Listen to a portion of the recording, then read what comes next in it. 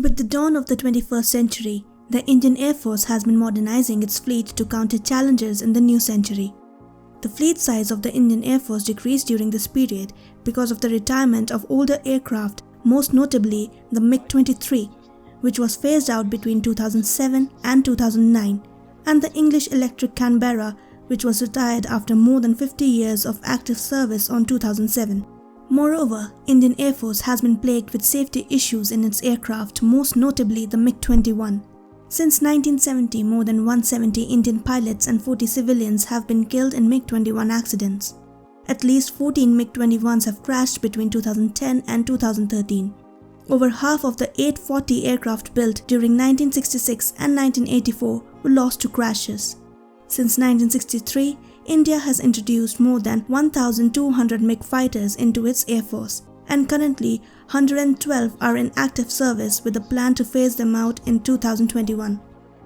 Another aircraft that has been marred with safety issues is the Antonov AN-32 transport aircraft. The aircraft has been involved in 5 accidents since 1986. Most notable were the 2 disappearances, once in 1986 in Arabian Sea and another in 2016 in the Bay of Bengal, with all crew members presumed dead in both the incidents.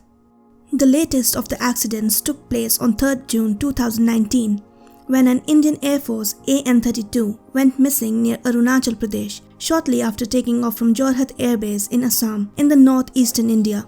Wreckage of the aircraft were found in Arunachal Pradesh after 8 days of massive search by Indian Air Force, with 13 found dead on board. But the Indian Air Force has also been very busy acquiring more aircrafts and upgrading its fleet over the years. One of the first fighter aircraft to enter service after Kargil War was the Sukhoi Su-30, and currently majority of Indian Force fleet comprises of it, with 249 in active service. India also inducted Lockheed Martin C-130J Super Hercules and Boeing C-17 Globemaster III in 2013 to boost its military transport as well as tactical and strategic airlift abilities.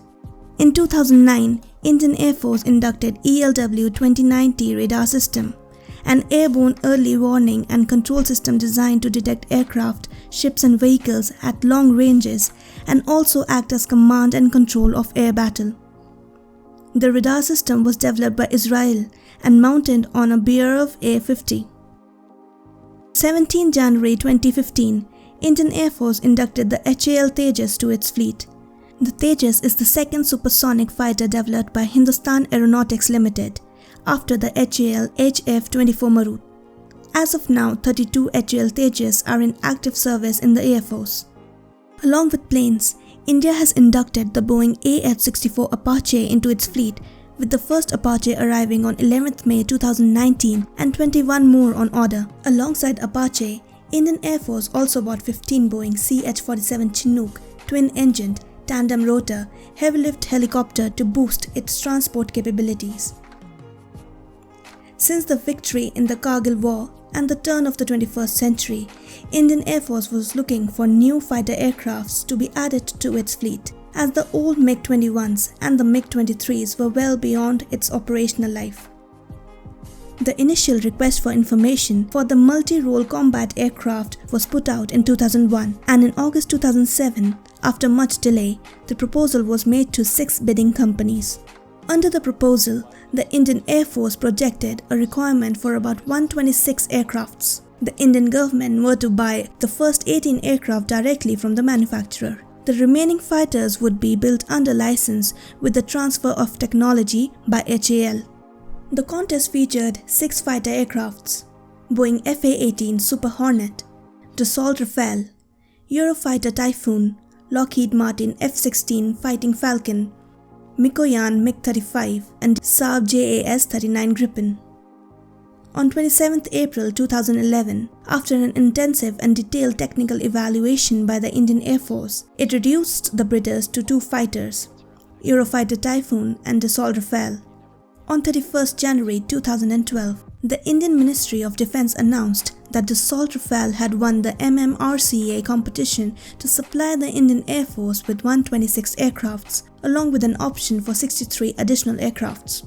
The deal had reported to cost around 28 to 30 billion US dollars in 2014. However, the deal stalled due to disagreements over production in India.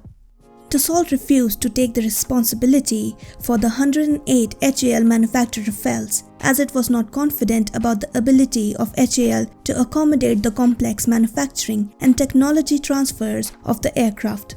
Over the years, both parties maintained that negotiations were going on and the contract will be signed soon. However, on April 13, 2015, the Defence Minister Mr. Manohar Parrikar made an announcement that the MRCA tender is effectively dead. India officially withdrew the 126 aircraft MMRCA tender on 30th July 2015. Although the 126 aircraft deal was cancelled, on 23rd September 2016, India signed a contract with France for the purchase of 36 off-the-shelf Rafales, a deal worth 7.8 billion euros, with an option for additional 18 aircrafts. The first Rafale is expected to be handed over to India in September 2019, with formal induction in the May of 2020, post-testing and quality analysis from the Indian Air Force. The first squadron expected to be commissioned with the Rafale will be the currently inactive 17th Squadron with the base in Ambala. On 26th February 2019, at around 3:30 am, the Indian Air Force conducted airstrikes at Balakot, deep within Pakistan, as a retaliation to the Pulwama attack in which 40 CRPF personnel were killed.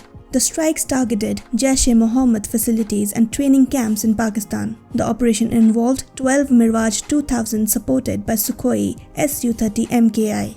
The airstrike was the first time since the Indo-Pakistani War of 1971 that aerial attacks had crossed the line of control. There were contrasting claims of the aftermath of the strike. India claimed that a very large number of Jaish-e-Mohammed terrorists, trainers, senior commanders and a group of jihadis were eliminated. Indian media reported that the camp was leveled and about 200 to 350 Jaish-e-Mohammed militants were killed. In contrast, Pakistan asserted that there were no casualties or infrastructure damage as a result of the attack. The very next day, on 27th February, 6 surprise attacks were carried out by the Pakistani Air Force at multiple locations inside Indian-administered Jammu and Kashmir. The airstrikes were conducted in retaliation of the airstrike in Balakot. The Pakistani Air Force jets were intercepted by Indian MiG-21, Sukhois and Miraj 2000.